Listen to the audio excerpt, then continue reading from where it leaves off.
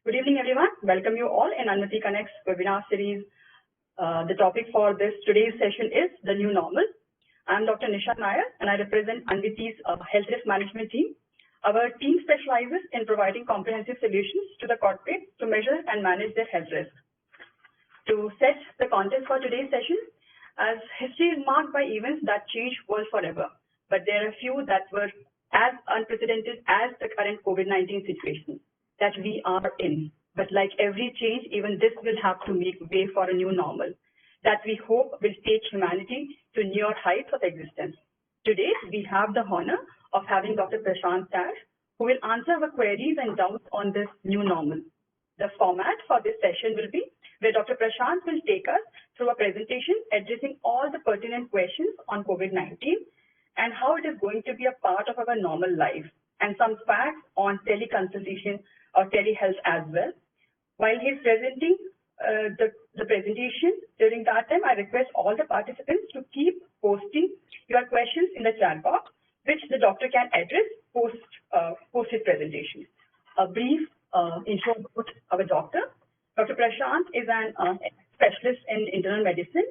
He has specialist expertise in hepatology, infectious disease, and metabolic disease. He has done his MBA from Faculty of Management Studies. A skilled clinician, Dr. Prashant has a deep interest in medical technology, telemedicine, clinical research, and the delivery of evidence-based medicine.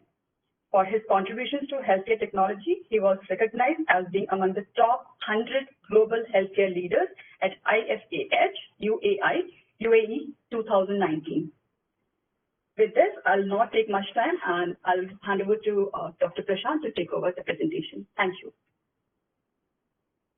Well, thank you so much, Nisha, for this kind introduction. It's actually my pleasure that I'm here and addressing all of you. And today, I would be talking about how COVID-19 actually has acted as a change catalyst, and it has changed our life forever. So I am an internal medicine specialist, and I am an infectious disease specialist also. And I like to talk a lot about medical stuff, but I will try and keep it a little simple so that you can also understand it. I'll try and not use much jargon. So I am working currently as the Chief Medical Director for Doc Online. And as Nisha pointed out, we are basically a telemedicine company, and we provide end-to-end ecosystem for our patients to solve all their primary health needs. Okay. So we would like to begin this presentation by, I'd like to show you some quotes by some CEOs who have, said some interesting things about COVID-19. And one of my favorite quotes from this is, now everybody in my family from the age of 5 to 75 knows how to use it.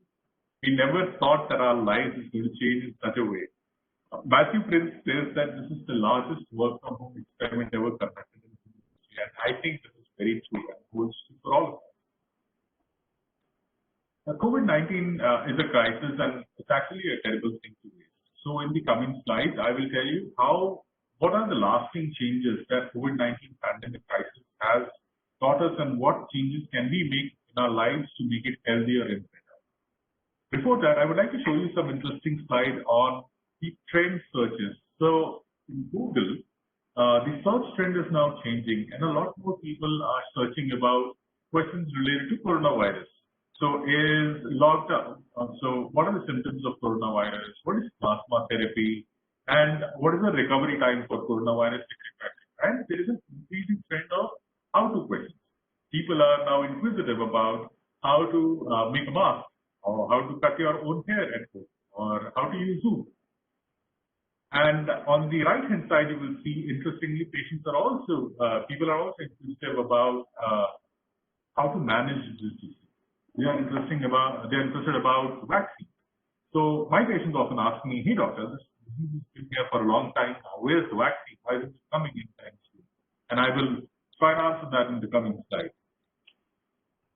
People also ask about masks, how to use masks properly, how to sanitize our hands properly. You would have also known about hydroxychloroquine. And can somebody please switch off the mic? Somebody is unmuted right now. Apologies. So So people also ask about hydroxychloroquine. People ask about ventilator.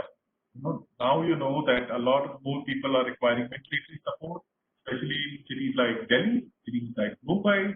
Hospitals are overburdened. There are no more ventilators. There are no more oxygen cylinders. So what is happening? In the right bottom, you can also see people are now getting curious about the risk factors. What diseases associated with COVID-19 can worsen the outcome? So if you have cancer, if you have asthma, if you have diabetes, smoking, etc., this will actually worsen the outcome if you get a COVID-19 infection. And we will talk a little bit about that also in the coming slide. Okay? And since I'm a doctor, I would like to take you through a little bit about the pathogenesis and why has COVID-19 become such a big factor. So COVID-19 is actually the name of the disease, which is acronym for coronavirus disease 2019.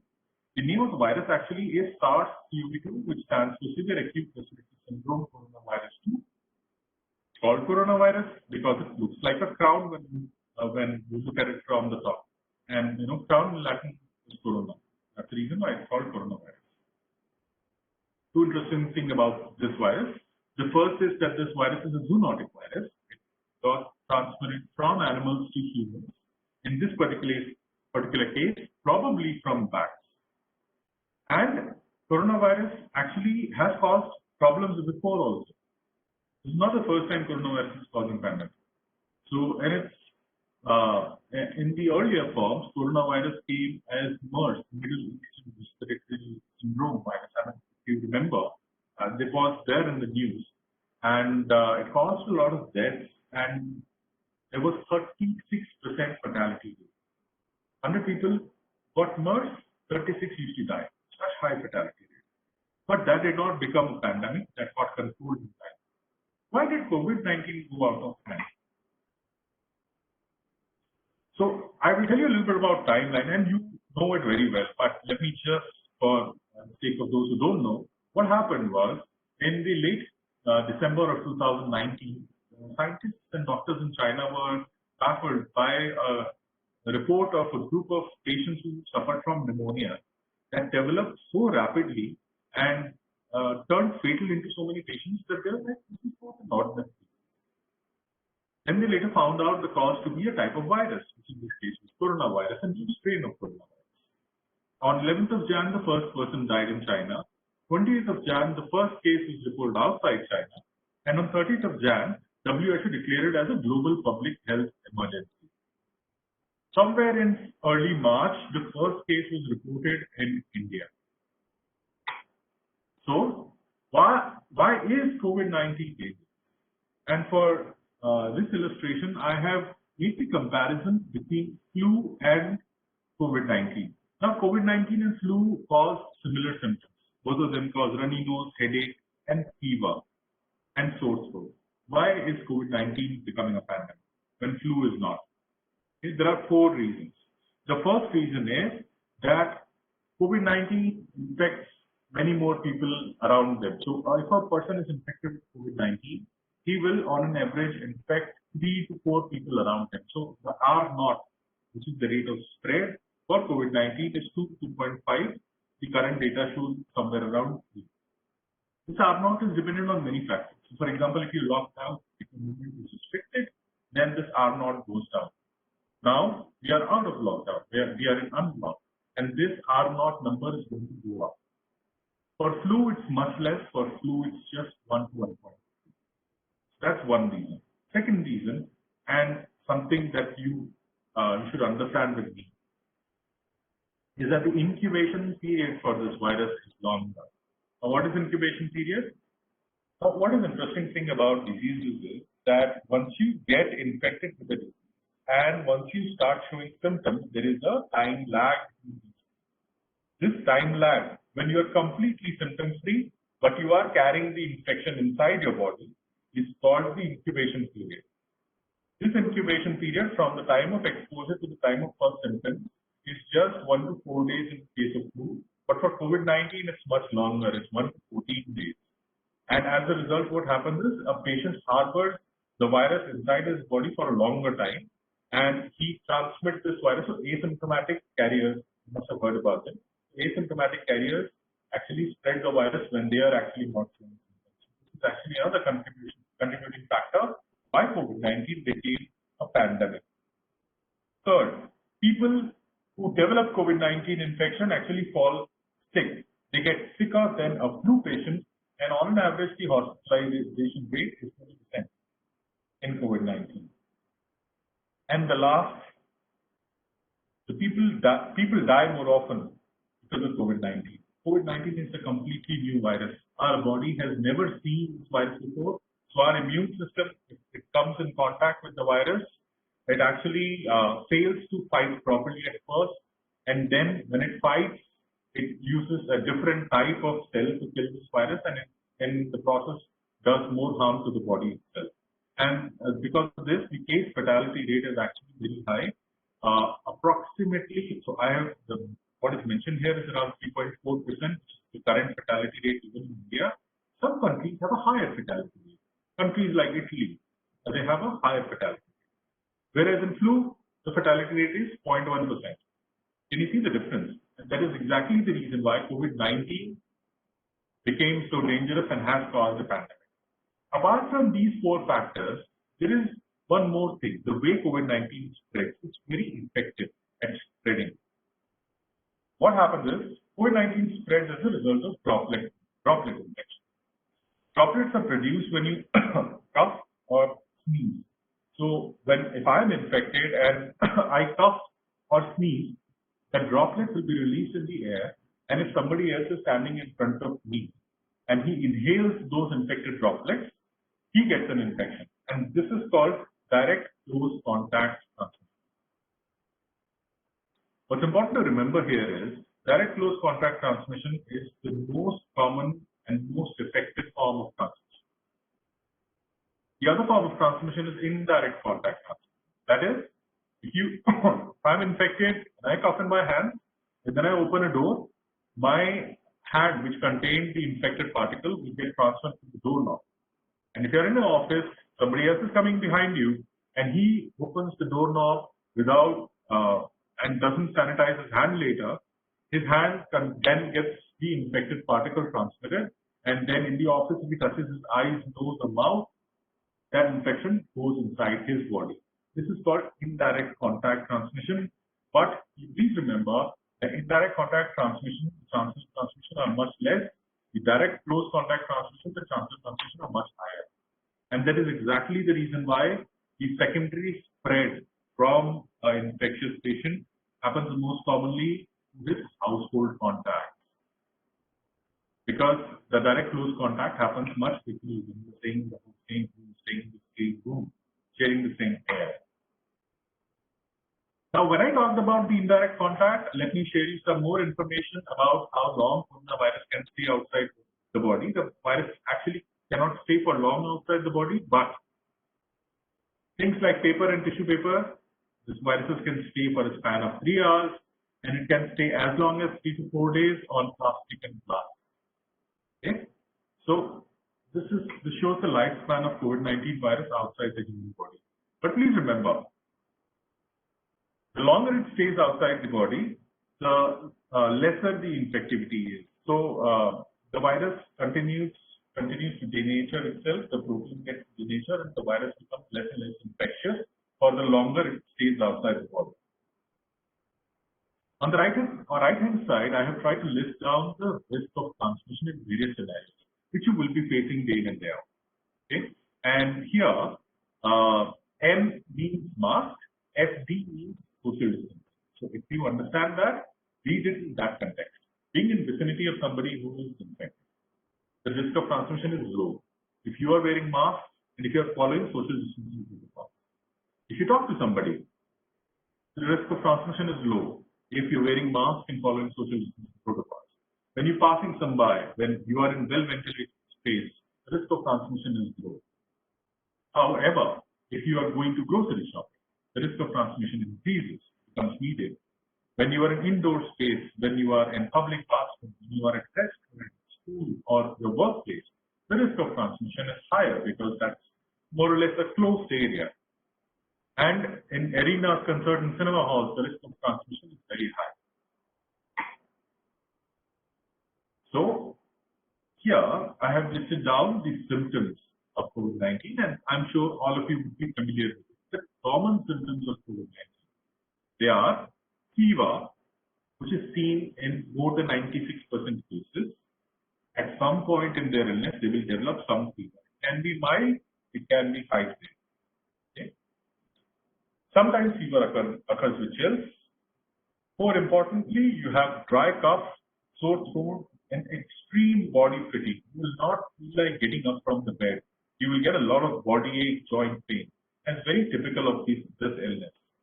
And you also would develop shortness of breath. You will feel breathless. Why? Because this virus commonly attacks your lungs and causes some form of pneumonia early on in the disease. Shortness of breath, therefore, is very common. Okay. On the right-hand side, it's a very interesting diagram that I wanted to share with you. It's very key to share. And this diagram will actually tell you what happens and why this virus is so effective at transmitting. So on day 0, you get infected and have exposure to the virus. I already told you, you will not show symptoms on that particular day. You will show symptoms after a few days. This period is called the incubation period. Okay? This incubation period lasts on an average for 5 days. And during this incubation period, you can see this is the incubation period here, and the person develops symptoms once the incubation period is over. Okay?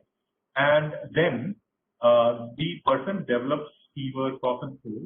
So 2 days before the incubation period and 4 days after the incubation period. So the one which is mentioned in the blue line, as the blue line, this is the infectious period. You are the most infectious during this period. So now you see the problem. When you are having mild infection, or sometimes even when you are having no infection, you are still capable of transmitting this virus to other persons. That is exactly the reason why the virus is spreading so quickly, before you even know that you have the disease. Okay? So after you develop symptoms, the usual duration of illness is for 10 days. Usual, I'm saying, and this is mostly in cases of mild disease. If you have severe disease, the duration of illness can be longer. Okay? So another diagram to show the distribution of according to the severity of it.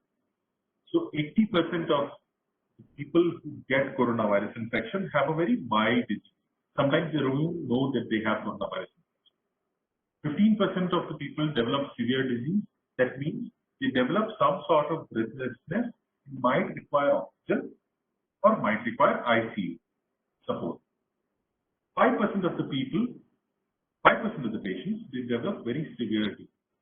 And in them, unfortunately, disease also lasts for a longer time. And they are the ones who require ICU support, and they are the ones who require ventilator. Okay? For those of you who do not know what a ventilator is a machine which is used to give artificial respiration to you when your lungs stop working. And this is actually the case with COVID-19 also.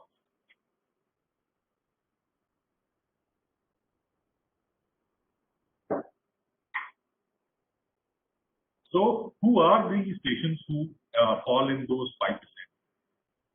Okay, so these are elderly patients. If you can see on the right-hand side, COVID-19 mortality rate by age, you can clearly see as the age increases, the chances of dying from COVID-19 also increase. So, elderly patients have to be kept safe from this COVID-19 pandemic. Okay, what I usually recommend to my patients is reverse quarantine.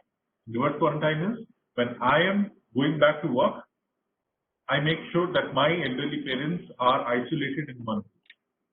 Okay, I know they will be kind of depressed, they'll be sad because they'll not get to meet each other, but it's important. Life, I think, is more important than getting to meet one another.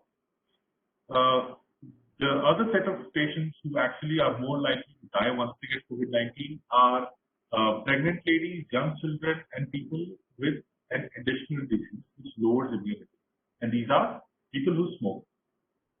Because COVID-19 is a lung infection, the people who smoke already have a bad lung, People who are asthmatic already have a bad lung, so the chances of an outcome of COVID-19 disease will be worse.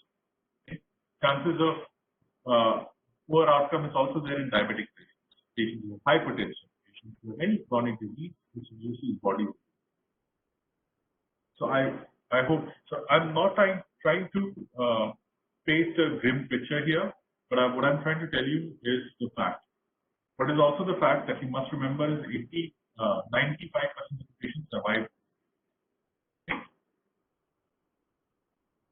Now, there are many drugs which are now available in the market. There is Coronil also. For those of you who don't know what Coronil is, it's a reference to the Ayurvedic medicine that is now in the market. And there are many drugs that are now repurposed for COVID-19.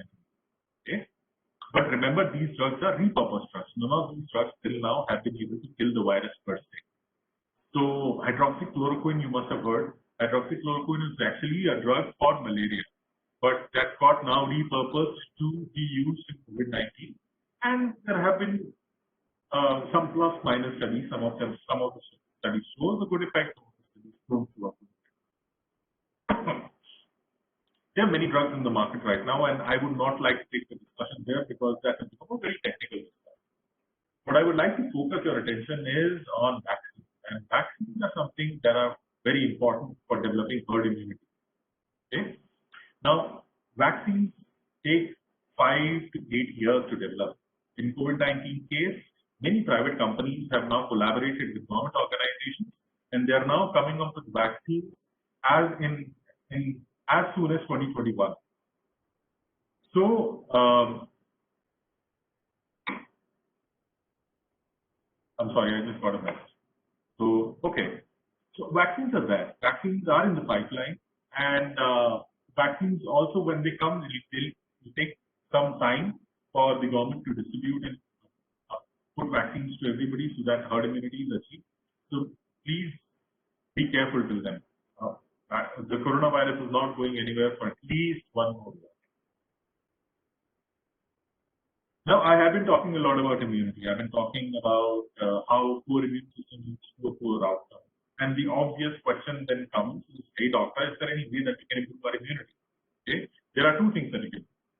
The first thing is that you can get yourself tested, and once you get yourself tested, you can find out whether you have any mineral deficiency. And if you have any vitamin and mineral deficiencies, you can take some supplements so that your vitamin and mineral levels are high. I'm very, very specifically pointing to vitamin D. Vitamin D has been proven, it's been proven that people who have low levels of vitamin D have a poor outcome. And please note, all Indians, 80% of Indians are deficient in vitamin D. So it's always a good idea to check yourself for vitamin D, check yourself, do a general health check and find out if you have any latent disease, kidney disease. Secondly, you can also change the type of food that you are taking. So if you're taking fried food, more of potato, try and include more fruits and vegetables in your diet. What kinds of fruits? You try and include more citrus fruits like oranges, lemons, and amla. Very effective, highly effective antiviral, and it's got a lot of antioxidants and gives an immediate boost to your immunity. Try and include some flax seeds and walnuts, because nuts and seeds, they are rich in omega-3 fatty acids and they help you fight infection. And try and use turmeric, ginger, and black pepper in your diet. And thankfully, our diet has been rich in all these spices. So India is a land of spices, and we have a lot of it in our diet, which actually gives us some sort of immunity from fighting this virus. And I think, personally, this is exactly the reason why India has a lower fatality rate than other countries. But this is my personal opinion. There's no study to prove it, but I personally think that we already take a lot of spices from that. Okay, so as the lockdown is getting over and we're progressing towards unlock, the number of cases are rising, the number of deaths are rising, there are no beds available in the city, hospitals are full, and there is a report from US, very worrying report that says COVID-19 may last for up to 24 months. Okay? So what to do? If we have to live with COVID, what to do? How to protect ourselves?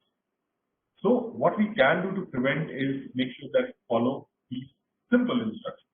First, always your hands, clean your hands often. If your hands are dirty, use soap and water. If you are going to eat food, use soap and water. Or in other scenarios, if you're outside, use an alcohol-based hand. Single most thing that you need to know when you're using alcohol-based hand rub, when you're buying it, you make sure that the alcohol content is more than 60 to 70%. Second, maintain safe distance from anyone, especially when you're going out in public. Okay? The distance should be minimum of 6 feet. It's around 1.5 meters. Do not touch your eyes, nose, and mouth, especially when you're going out in public, especially when you are in your office. You should always cover your nose and mouth with your bent elbow or tissue when you're coughing or sneezing. Alternatively, please always be wearing mask when you're out in public. Stay at home if you're feeling unwell. And if you have fever, cough, or difficulty in breathing, seek prompt medical attention. What are the precautions that you can take at workplace? So, you should make sure that you check your temperature every day if you're feeling unwell. If you have temperature or if you are feeling unwell, please call up your reporting manager and tell him that, hey, I'm not feeling well, I'll not be able to come to the office, please allow me to work from home. Okay?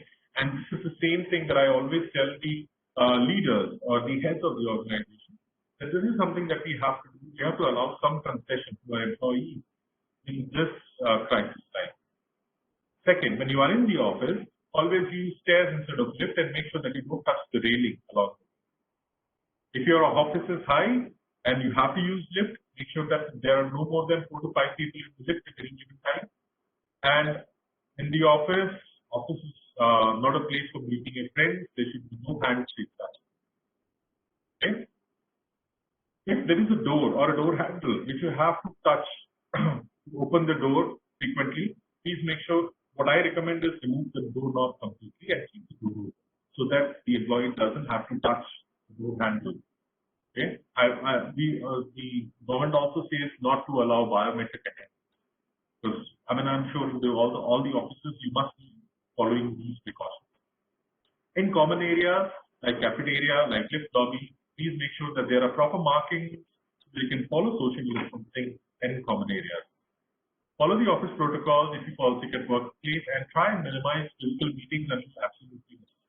So even if you are in the same office, even if your team members are there, try and meet virtually instead of going to a single room and connecting with each other in that single room. So since many of you would be working from home, I have jotted down some points which will try and make you effective. Make you more effective at working from home. First, and this is something that I also follow. So first is to create an effective workspace. Make sure that all your working tools are there, all your laptops are there, and there are no distractions around you. Then set clear goals for yourself and set small goals. And whenever you achieve those small goals, try and reward yourself. This will actually help you in 3 ways. First, it will motivate you. If let's say you achieve something, you go and get yourself a nice cup of coffee. It will give you some exercise and it will reduce your screen time. So 3 things in one shot. So make sure that you reward yourself, move around a little bit, do not sit in front of the chair the whole day. Be positive, exercise regularly and eat healthy. It's very, very important for you to be more effective while working from home. And maintain a work-life balance. Don't end up starting at morning 9 o'clock and working till 9, 12 o'clock. Okay? Please give time to your family. This is the only silver lining of COVID-19. It's allowing you to spend some more time with your family. Okay? So how has COVID-19 changed and accelerated digital health reforms?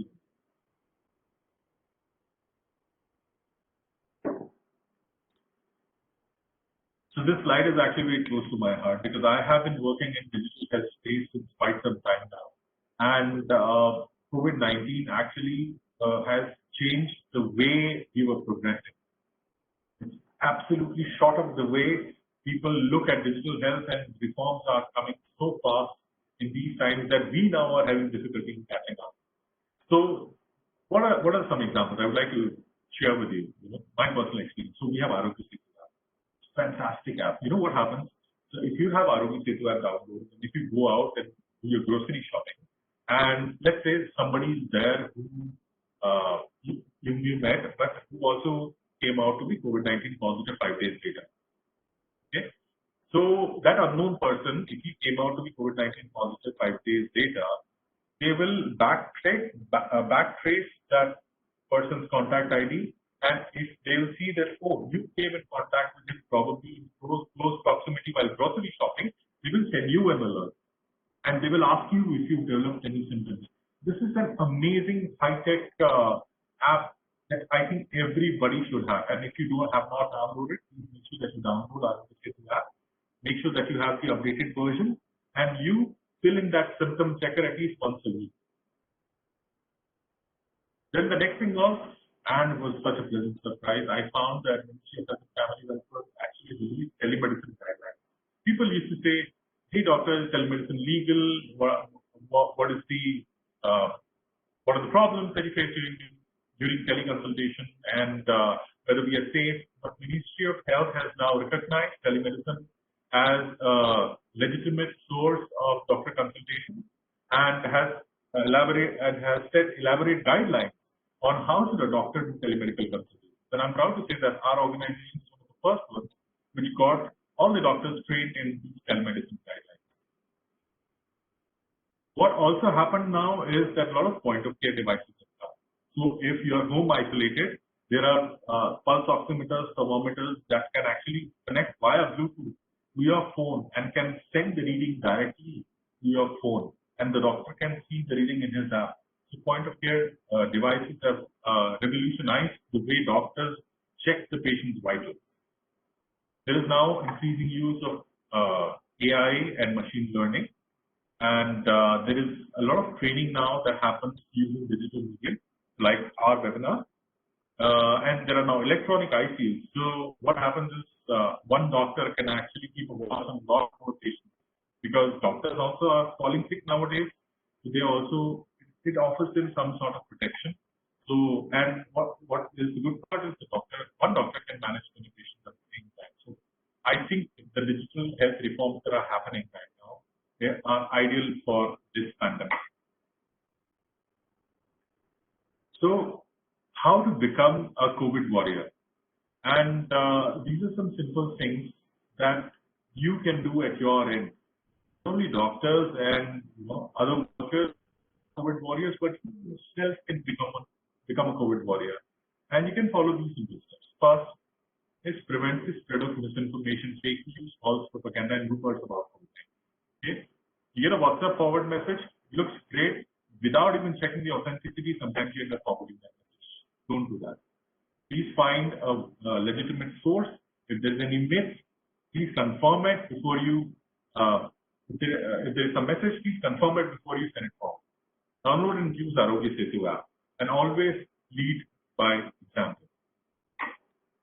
Okay. And in my last slide, I have tried to source some myths and facts from one of such trusted sources, which is WHO, World Health Organization. Found some interesting slides, and interestingly, these are also the questions that many of my participants asked. Okay, so I thought I would, clarify things, and it will actually help you get an idea of where to look for answers to your questions. So, can people wear masks while exercising? The answer is the people should not wear masks during exercising, as masks will reduce their ability to be comfortable. Because sweat actually makes the mask, and which makes it difficult for the person to breathe. So please make sure that you do not socialize when you're exercising, but otherwise there is no need to wear a mask. Second point, this is actually a message that I got, that prolonged use of medical masks actually increases the level of carbon dioxide and reduces the level of oxygen. Yeah, and this was a message that was doing rounds left, right, and center. But this is not true. If you wear medical mask, the surgical three-ply mask properly, it will not cause CO2 intoxication, nor it will cause oxygen deficiency. Then, can shoes spread the COVID-19 virus? So the likelihood of shoes spreading COVID-19 virus is very, very low. But as a precautionary measure, you should make sure that if you have small children or infants who crawl on the floor, that you remove your shoe outside and then come in home. That will give you an added level of protection. Then some people used to ask, and we used to also think that India is a hot and humid climate, and COVID-19 probably will not spread here. And this is so wrong. In fact, one of my participants also asked, hey doctor, you just told me that high temperature actually gets rid of the virus, kills the virus. So if I stand in afternoon sun, will I be cured of COVID-19? So again, the answer is no. Okay, so WHO is one of the sites where you can get your get more information about COVID-19, and if you have any messages which you like to check, please make sure that you only do validate to confirm the messages. So with this, I would like to end my presentation, and I would now like to spend some time seeing your questions, answering your questions, and I'm sure you would have a lot of them.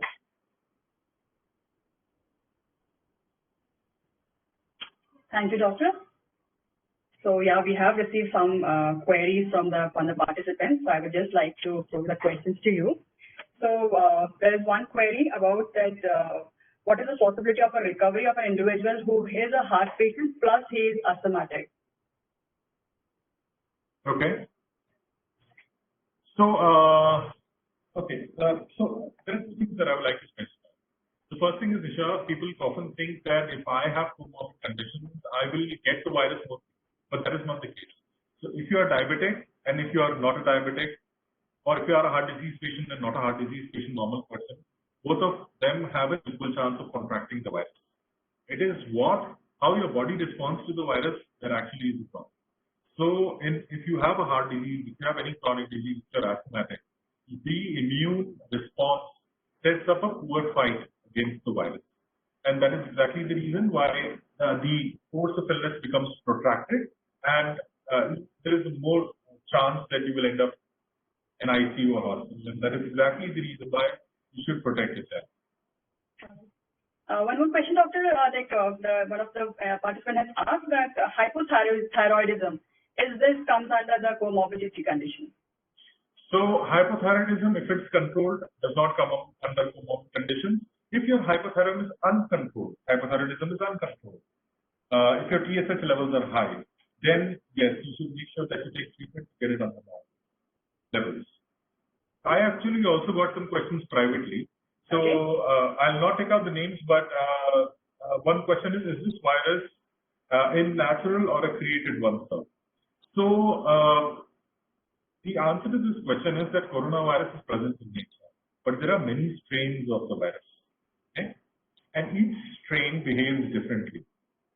The coronavirus is notorious because it has been always zoonotic virus, and what happens is that the coronavirus infection, when it usually starts when a coronavirus strain in an animal gets mixed with another animal's coronavirus strain, forms a spurious virus, and human actually becomes the intermediate host.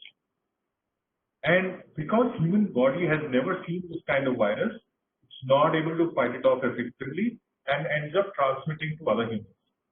So it is a natural virus, occurs in nature normally, but it's just a big coincidence that we got infected. Now, I'll not go into the debate that whether China created this virus or not. That's something that I don't like to discuss. But this is the information that is available on public domain, and some medical studies have also shown that it's actually originated from that. Most of the time, the media scares the people when they're reporting on the pandemic. How would one know what to believe and what not to believe? What's your advice? Very, very good question. And I think you should limit the amount of news that you take. You should only take up important news. So watch news, watch the highlights, but don't watch news throughout the day. Okay. The only way to fight off this virus is to be a little scared. I will seriously say this, and to be a little paranoid. Excess of everything is bad, but being a little scared is actually helpful. And it is then when you will take steps to prevent yourself. Because now when the lockdown is over, and if you think the coronavirus pandemic is over and you start going out, you will end up catching infection. Okay? Especially if you're living in Delhi and Mumbai. So yeah, stop watching news, but do follow the important information. So for instance, you can follow the Ministry of Health website. They'll give good updates. So one of my employees, one question, one of my employees in the organization, the company is query, it's advisable to wear a mask for 8 to 9 hours a day, throughout the day. Can it have any negative impact on health? So no, if you wear a surgical PPI mask properly, it will not have any impact. The only thing is that the mask gets soggy after 6 hours, especially if you are in a humid climate.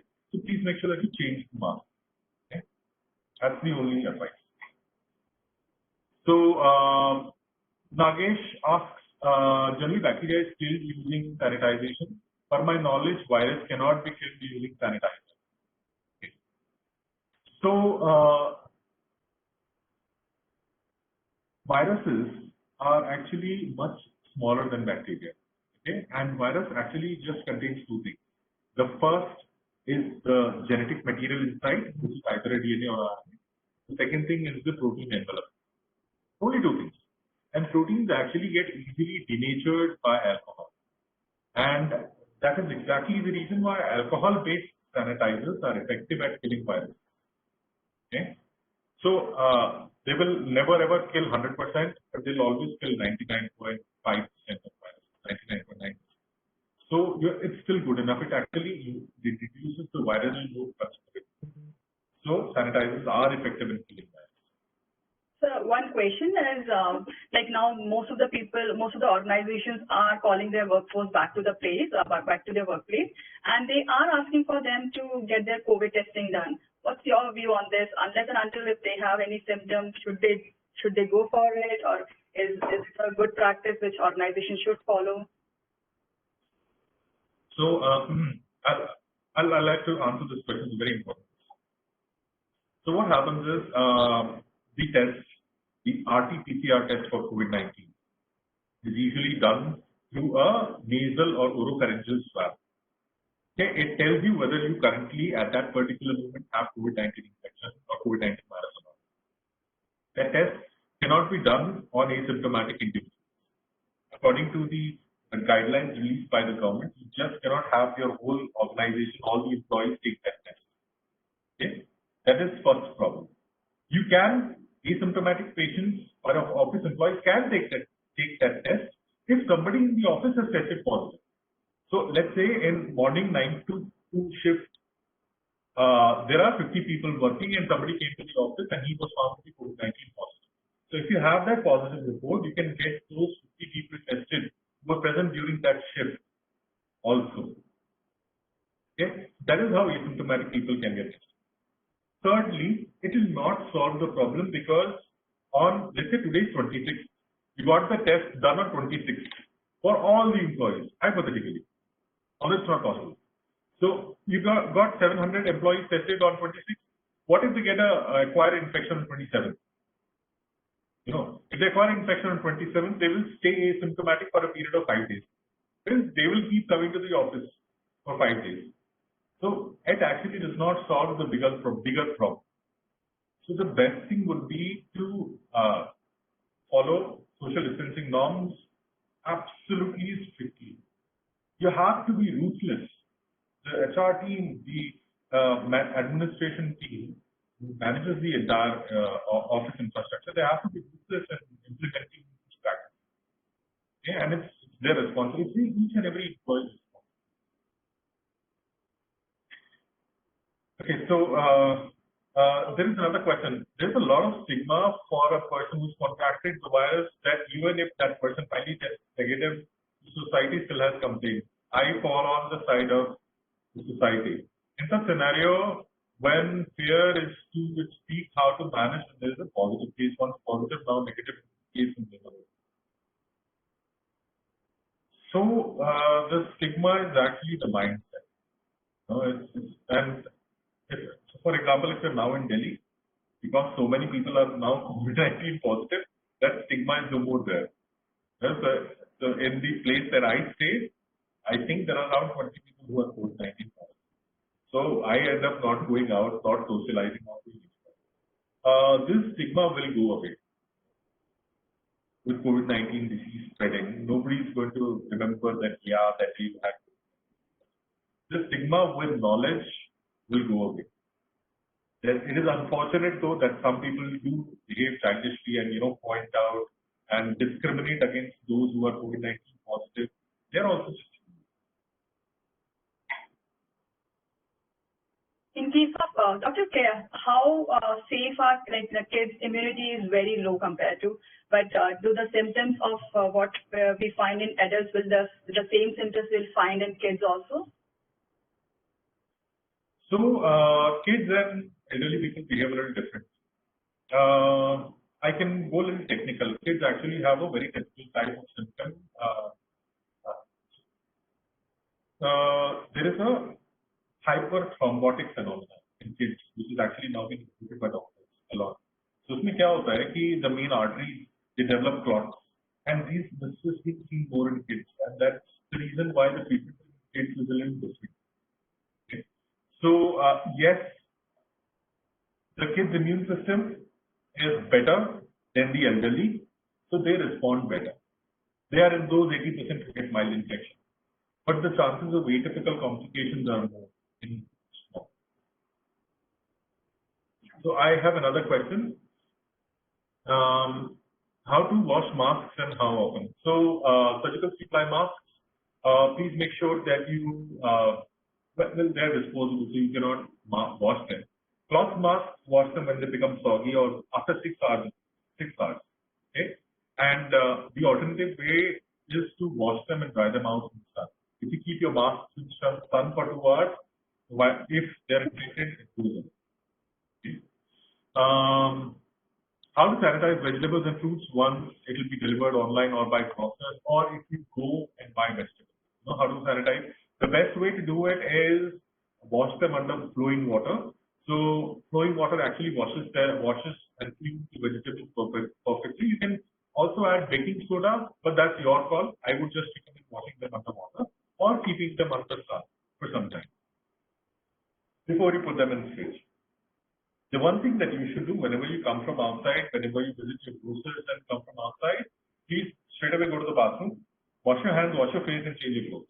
That is something that you have to do. Okay? Please do not wash your vegetables with detergents or soap water.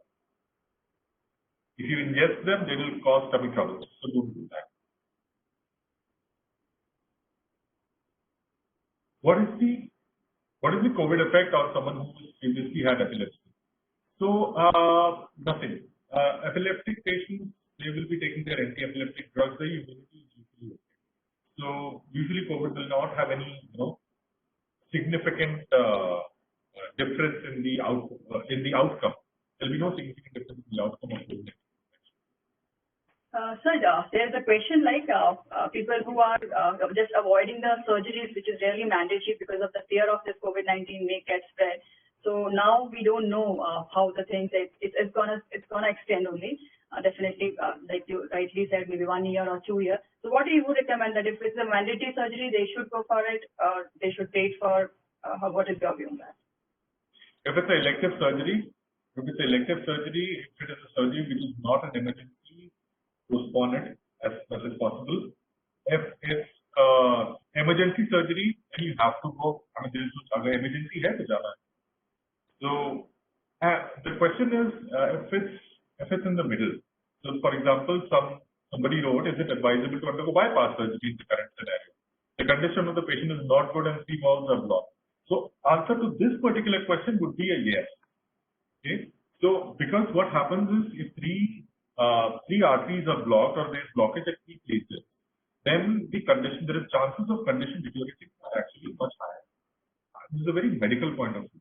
And if the chances of deterioration are much rapid, you should undergo surgery. So it's case by case cases, and it will be determined by the doctor.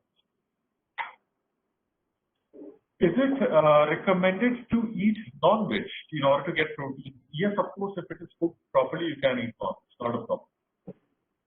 One who has already recovered from COVID-19, what are the chances to relapse or how well will be his immunity post that? So I heard a lot of news where they said that once you got a COVID-19 infection and you got cured and then you again got a COVID-19 infection. But when kind of reports were further searched, it was found to be untrue. So as of now, once you get a COVID-19 infection and are cured, once you get that protective antibody, you are protected, at least for a few months to a few years. We don't know how long the protection will last. Will you be protected for your life, or will you be protected for a few months? But as of now, you're protected. So the relapse does not happen as of now. I have another question. I have a 2-year-old German Shepherd dog, and I have to take him out twice a day. So is there any chance of dogs getting infected? So human to animal transmission has not been reported. So you can be okay about that. Which mask to use in public place? A simple surgical three-ply mask or even a cloth mask would do. See, the higher the grade of mask, the better are your protection chances. But for general purposes, I would request you to wear a surgical three-ply mask. That is good. So some queries on the telehealth consultation, which we are getting from our corporates is, what is the data security?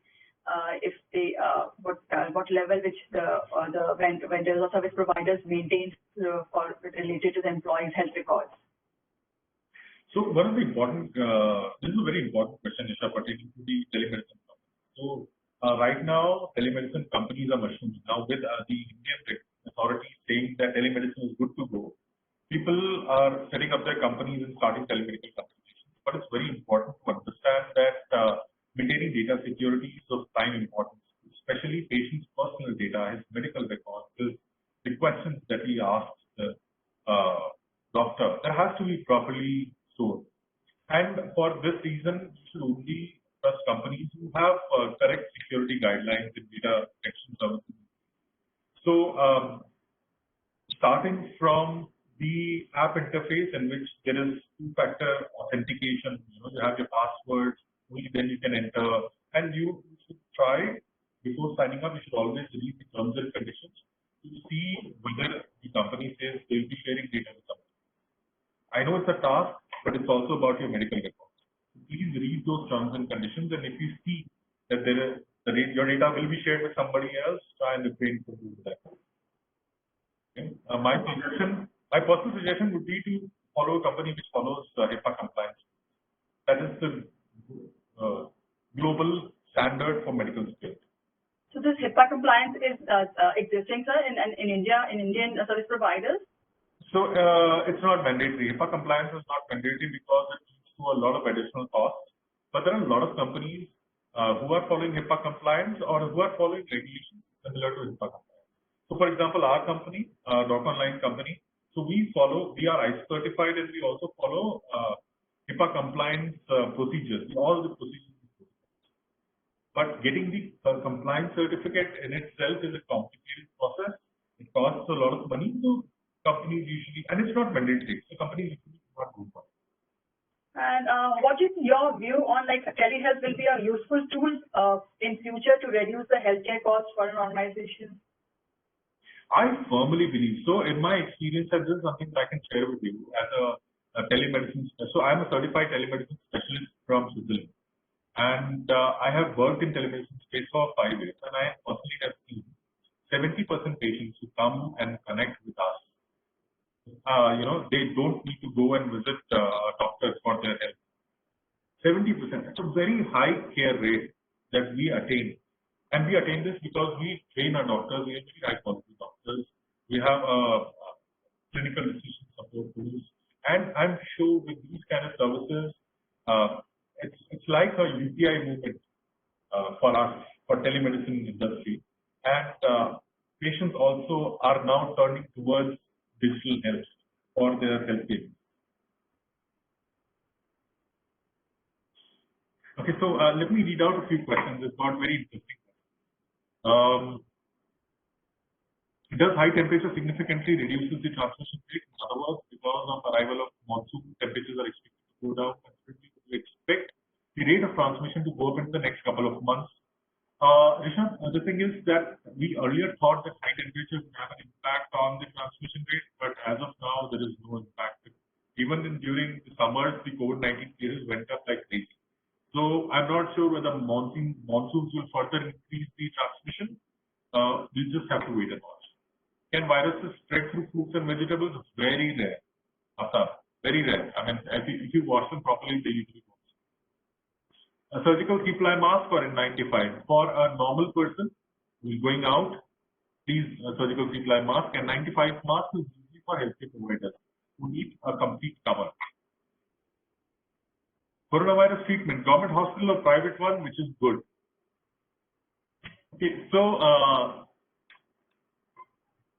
see, the government hospitals, especially in cities like Delhi or Mumbai, they are packed, absolutely packed. Okay, if you can afford a private hospital, go to a private hospital. And if not, then government hospital is the only way out. There are so many psychological things going on in the mind of everyone. Some people are running to another states where the stats are low. What would your take here? Well, I think, Pooja, the very fact of traveling and going to another place, doesn't necessarily mean that you'll be protected.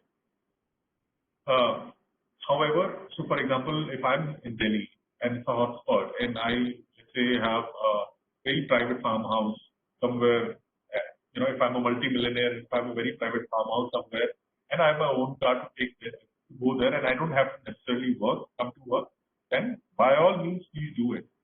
But, this is not an option for everybody.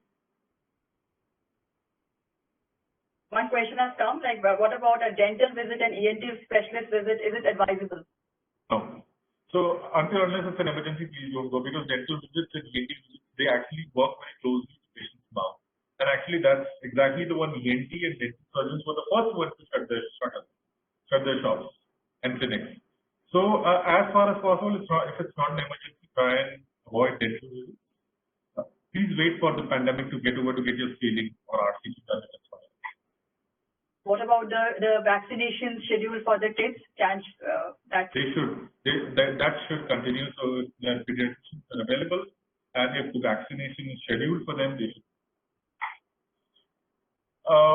Drinking alcohol in moderate level helps to stay immune. So moderate levels are different for different people. An ideal level of alcohol intake would be 50 to 20 ml per day for 5 days in a week. For guys, for males, it can go to max of 30 to 45 ml, but not more than that 30 ml of hard liquor per day for 5 days in a week. The problem is that sometimes people cannot control their emotions and they binge and they take excessive amount of alcohol. So it's good for heart, but it doesn't necessarily impact your immunity. Okay. Why has the rapid test for COVID-19 become a failure test practice currently or often test result quickly? Raghunandan M, I really appreciate that you are very curious about this question. It's a very technical question. So the problem with the rapid test for COVID-19 is that its sensitivity and specificity are haywire. Different test companies have different sensitivity and specificity, and because of that, the rapid test is not very popular and not used to diagnose patients. The only thing that is used to diagnose patients is RT-PCR as of now. Could you touch base on ACE2 receptors for people with mid-ages by 20 to 30 years of age? So your question is not very clear.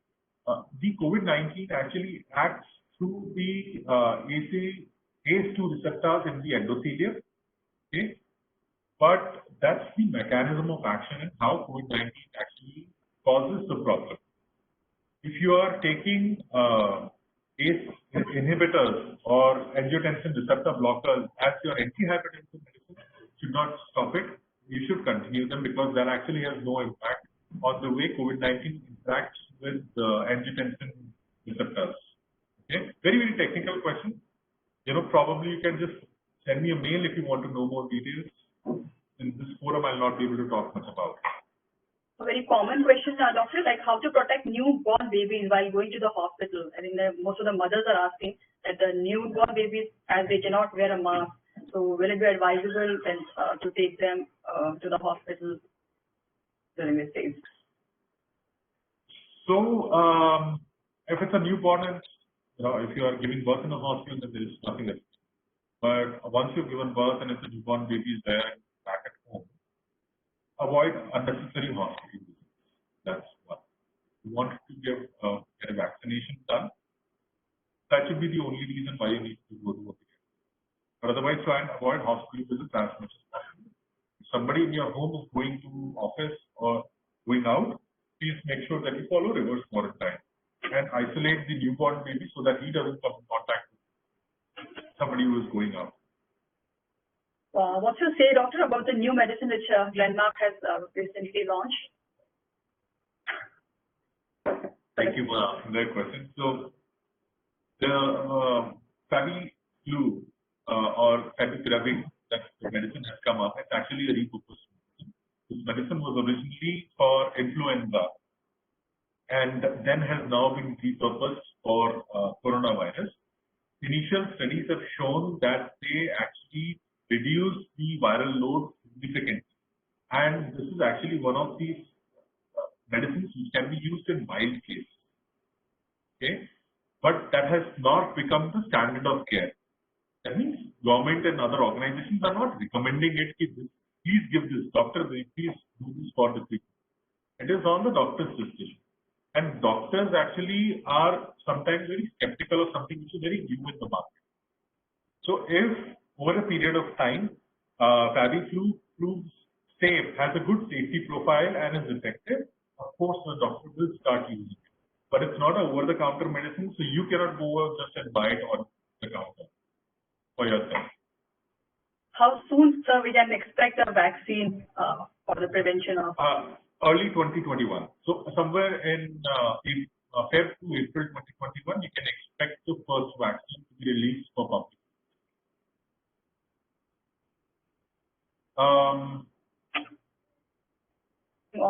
Most of the common questions we have covered with respect to mask, with respect to the spread of infection, what to be taken care at the workplace. One more question which HR keeps on asking, like once there is a case suspected or detected in their workplace, then to shut down their organization for a period of time to get the fumigation done or sanitization done. So after how many days they should call the workforce back to their office? So after fumigation or sanitization, once you're doing fumigation, actually requires you to shut the shop for 24 hours, and after that it's all good to go. So that's okay. I'm just looking at the questions, and so some people are talking and using the home remedies as well, but we don't do that. So the ignorance is the insecurity. What to do? Please see. A lot of people are talking about a lot of home remedies.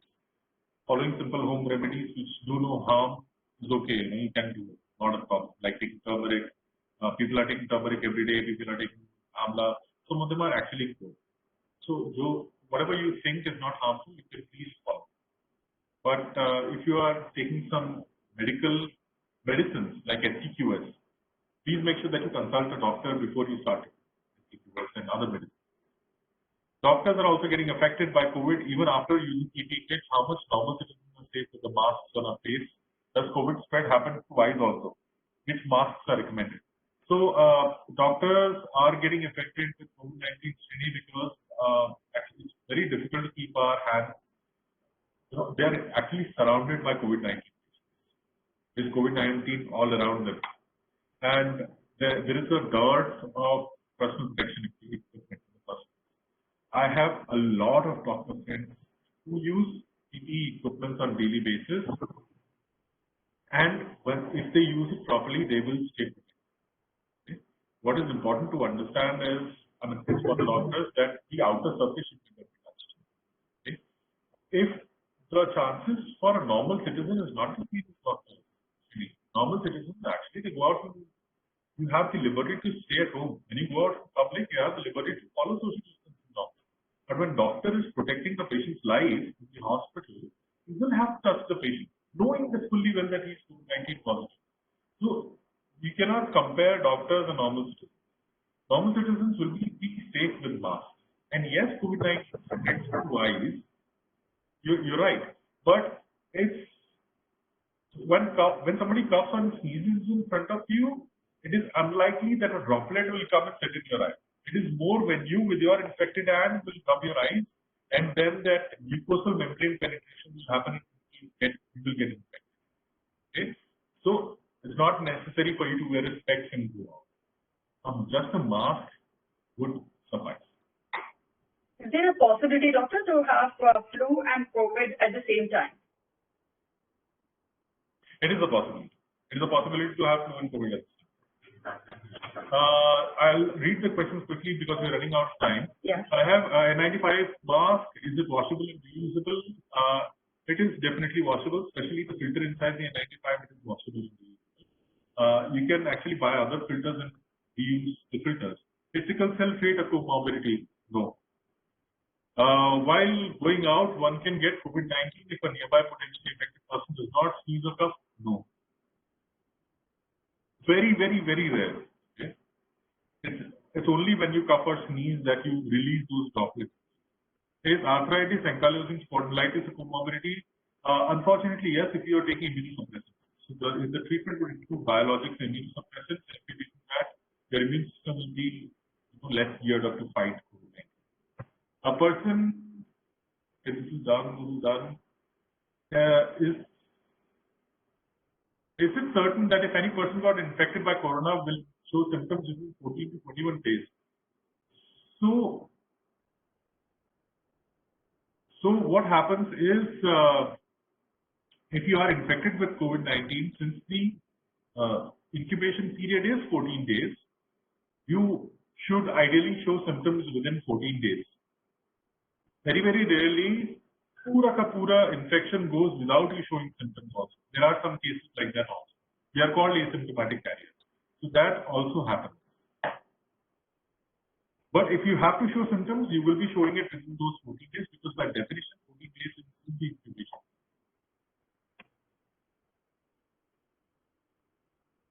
Okay, I'll be taking one last question. Let me just find an interesting question. Yeah.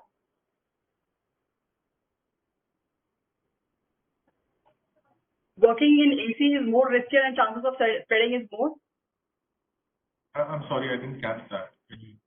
Yeah, so whether working in AC is more risk and chances of spreading infection is more there? I think this is an apt question to end the session, Nisha, and this is absolutely correct. So working in a closed environment is riskier than working in a place that is well ventilated. That is number one. Second, if you're working in an AC, the temperature at which you set your AC actually does not matter. You should keep it at a comfortable 22, 24 degrees Celsius, but just make sure that it stays there. Third, what you can do is before you open the office, make sure that your HVAC filters are cleaned in the AC.